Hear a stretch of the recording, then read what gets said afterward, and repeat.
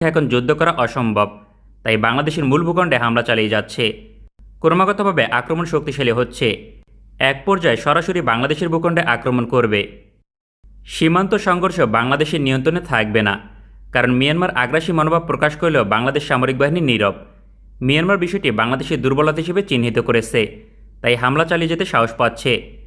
এক পর্যায়ে আক্রমণের মাত্রা বৃদ্ধি করবে, তখন পরিস্থিতি যুদ্ধের দিকে অগ্রসর হবে, কারণ মিয়ানমার চাচ্ছে একটি বড় ধরনের যুদ্ধ। তাই সীমান্ত প্রতিবেশী রাষ্ট্র হিসেবে বাংলাদেশ যুদ্ধ করতে বাধ্য হবে। সেক্ষেত্রে বাংলাদেশ সামরিক বাহিনী কতটা শোচনীয় অবস্থার সম্মুখীন হবে তা বলার অপেক্ষা রাখে না, কারণ আধুনিক সমরাস্ত্র বাংলাদেশের নিকট নেই বললেই চলে।